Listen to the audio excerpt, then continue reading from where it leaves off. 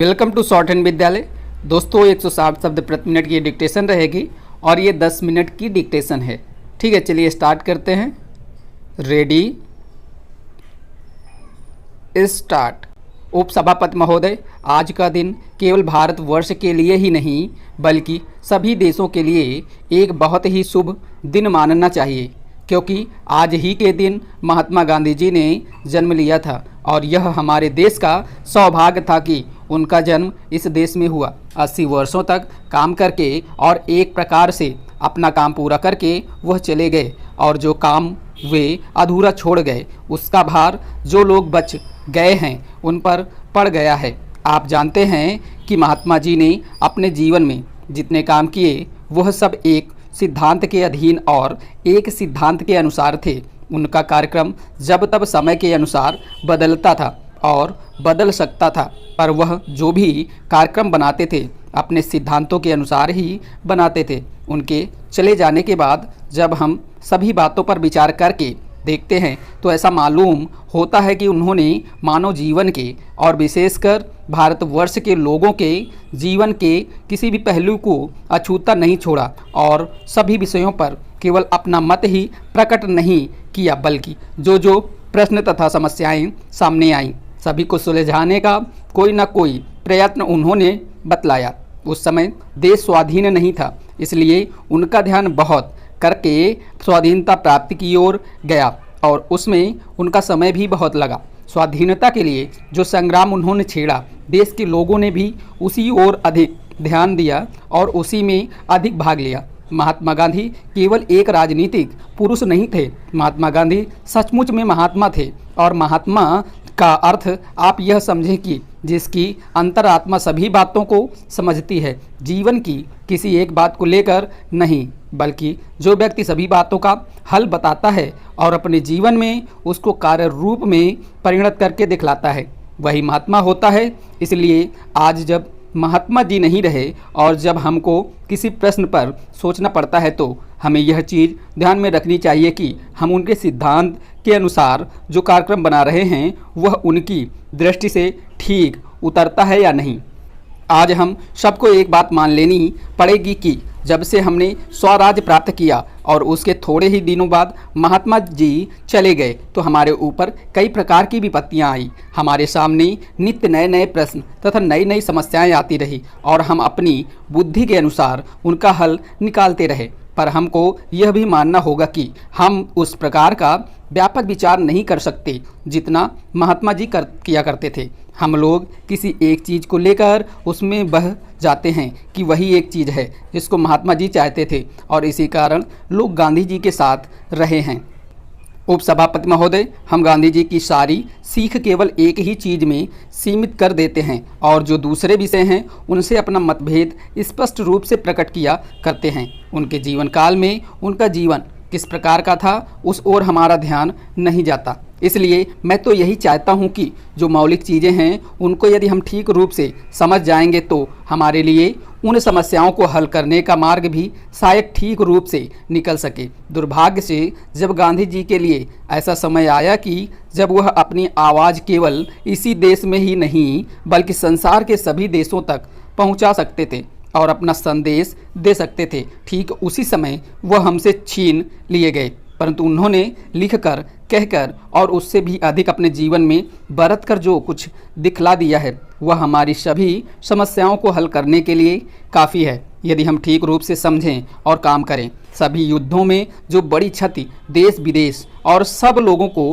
पहुंचा करती है वह यही है कि लोगों में चरित्रहीनता आ जाती है। उनमें कितने प्रकार के दोष आ जाते हैं, उन दोषों से वे लोग भी जो स्वयं युद्ध में न पड़े हों परंतु किसी न किसी रूप से उनका उससे कोई संबंध हो, अपने को नहीं बचा सकते। विगत महायुद्ध का एक बहुत बुरा प्रभाव सभी देशों पर पड़ा है। संसार भर के लोग इस बात को मानते हैं कि आज हमारा नैतिक स्तर पहले की अपेक्षा निम्न कोटि का हो गया है और उससे हम इस देश में भी नहीं बचे हैं। मैं यह नहीं कहता कि वह केवल युद्ध का परिणाम है, हमारी अपनी कमजोरियां भी हैं तथा अन्य दूसरे बाहरी कारणों का भी प्रभाव पड़ा है। महात्मा गांधी ने अपनी तपस्या के बल से हमारा पथ प्रदर्शन किया और हमें बहुत ऊंचे तक उठा दिया था। उनकी तपस्या के बल से ही हमें एक प्रकार की स्फूर्ति, एक नया जीवन, सच्चरित्रता और त्याग की शक्ति आ गई थी और उसी के बल पर हम आगे बढ़े। पर यह दुख की बात है कि उनके चले जाते ही हम बहुत नीचे फिसल गए और ऐसा मालूम होता है कि फिसलते फिसलते अब हम शायद गिर भी गए हैं और कुछ देर में हम चित भी हो जाएं, तो कोई आश्चर्य की बात नहीं होगी। इसलिए यह अत्यंत आवश्यक है कि यदि हम गांधी जी की शिक्षा को समझने का प्रयत्न करें और उसके अनुसार चलना चाहें तो हम उनके मौलिक सिद्धांत सत्य को ग्रहण करें और उसे कभी भी छोड़ें नहीं। एक इसी चीज़ को लेकर हम में जितने दोष हैं हम उनको दूर कर सकते हैं। हम कमज़ोर तो पहले से ही थे और हम में उतनी शक्ति नहीं आ पाई थी कि हम अधिक भार सह सकें, इसलिए उनके जाते ही हम फिसल पड़े। महोदय, आइए पर्यावरणीय कानून को लागू न करने के घातक परिणामों पर एक दृष्टि डालें। कार्यकारिणी और न्यायपालिका दोनों में संकल्प की कमी है। खेद है कि प्रदूषण नियंत्रण मंडल प्रदूषण नियंत्रण के लिए कुछ नहीं कर सके और यदि उन्होंने कोशिश की तो उद्योगपतियों के दबाव में आकर राजनीतिक आड़े आ जाते हैं और अपराध के बड़े से बड़े मामले में भी अधिकारी कोई कार्रवाई नहीं करते, चाहे प्रदूषण उद्योग निजी क्षेत्र के हों या सार्वजनिक क्षेत्र के। मेहता वाले मुकदमे में उच्चतम न्यायालय द्वारा पर्यावरण सुरक्षा संबंधी कानूनों को लागू करने के लिए न्यायालयों की सहायता के लिए पर्यावरणीय न्यायालयों की स्थापना का सुझाव दिया गया था। न्यायमूर्ति भगवती के अनुसार पर्यावरण प्रदूषण, पारिस्थितिक और प्राकृतिक संसाधनों से संबंधित झगड़ों के मुकदमे दिन पर दिन बढ़ते जा रहे हैं और इन मामलों में वैज्ञानिक तथा तकनीकी आंकड़ों का मूल्यांकन आवश्यक होता है। इसलिए क्षेत्रीय आधार पर पर्यावरण न्यायालयों की स्थापना की जानी चाहिए, जिसमें एक न्यायाधीश के अतिरिक्त प्रकृति और अपेक्षित विशेषज्ञता को देखते हुए पारिस्थितिक विज्ञान विषय के 2 विशेषज्ञ हों तथा पर्यावरणीय न्यायालय के निर्णय के विरुद्ध उच्चतम न्यायालय में अपील का अधिकार हो।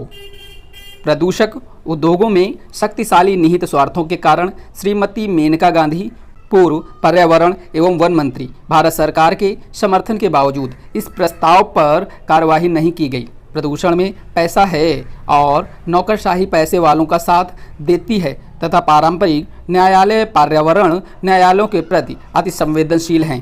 पर्यावरण विज्ञान उनके लिए यह एक नया विषय है। न्यायालयों के इस विषय से अनभिज्ञ होने से हानि होती है और नकारात्मक दृष्टिकोण के कारण न्यायाधीश ऐसे मामलों में यथास्थिति बनाए रखने, स्थगन आदेश देने या मुकदमा खारिज करने जैसा आसान तरीका अपनाते हैं। उच्चतर और उच्चतम न्यायालय के कुछ न्यायाधीशों ने इस दिशा में प्रशंसनीय कार्य किया है, किंतु पारंपरिक न्यायालयों के विद्वान वकील प्रदूषण नियंत्रण के संरक्षक नहीं हैं, क्योंकि वे कानूनी प्रक्रिया संबंधी जोड़ तोड़ में लगे रहते हैं और उन्हें का बनाम खा के पारंपरिक मुकदमों से ही फुर्सत नहीं मिलती और न ही उनमें पर्यावरणीय मामलों को निपटाने की विशेष योग्यता होती है। सामाजिक कार्यकर्ताओं द्वारा दायर किए गए सामाजिक न्याय संबंधी मुकदमों की सुनवाई के लिए उनके पास समय कहाँ है।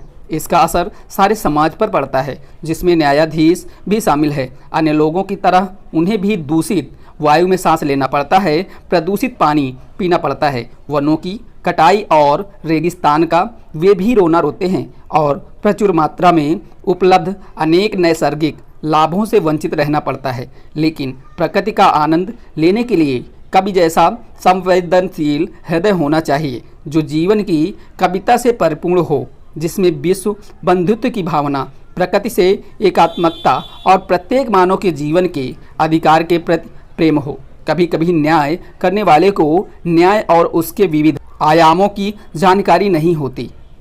महोदय, हमें आवश्यकता है ऐसे संवेदनशील पर्यावरणीय न्यायालयों और न्याय प्रक्रिया की, जिसमें सामाजिक प्रतिबद्धता और सतत विकास दोनों संभव हों। सभी प्रक्रियाओं को तेज करने, मॉनिटर करने और निगरानी के लिए एक शक्तिशाली उत्प्रेरक पर्यावरणीय लोकपाल पद्धति की आवश्यकता है, जो पर्यावरण सुरक्षा के सक्रिय प्रहरी की भूमिका निभा सके और जिसमें उच्चतम न्यायालय के अतिरिक्त हस्तक्षेप न हो सके, जो राजनीतिज्ञों की पहुंच के बाहर हो। सामाजिक कार्यकर्ता और दीन से दीन आदिवासी भी जिस तक आसानी से पहुंच सकें तथा जो जनता और संसद के प्रति उत्तरदायी हो।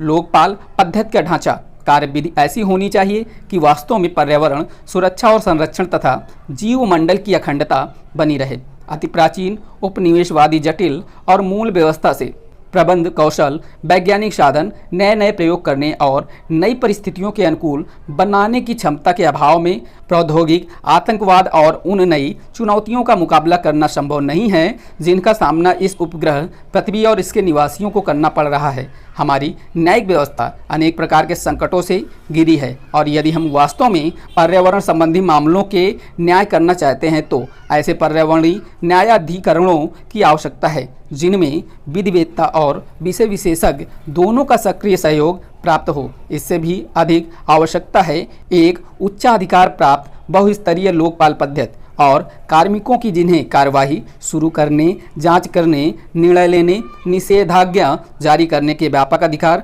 प्राप्त हो।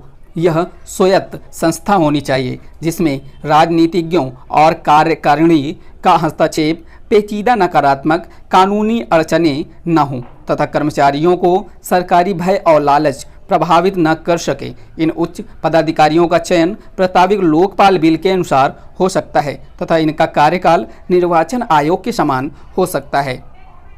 आम नागरिकों और सामाजिक कार्यकर्ताओं के लिए इन उच्चाधिकारियों तथा पहुंचने में कठिनाई नहीं होनी चाहिए और आवश्यकता पड़ने पर उन्हें निःशुल्क कानूनी सहायता उपलब्ध कराई जानी चाहिए। सूचना प्राप्त करने की स्वतंत्रता अमेरिका के कानून की तरह स्पष्ट हो और कानून लागू करने का सांविधिक अधिकार इन अधिकारियों को प्रदान किया जाए ताकि इसके अभाव में पर्यावरणीय न्यायालय संस्था का नैतिक पतन न हो। पूर्ण न्याय दिलाना मुख्य उद्देश्य होना चाहिए, न कि केवल आदेश जारी करना। दीवानी न्यायालयों के समान अधिकारों के अतिरिक्त अन्य अधिकार और कानून का उल्लंघन करने वालों के लिए दंड का उल्लेख भी इस कानून में किया जाना चाहिए। न्यायपालिका, कार्यपालिका तथा प्रशासकों सभी को लोकपाल तथा पर्यावरण न्यायालयों की सहायता करनी होगी।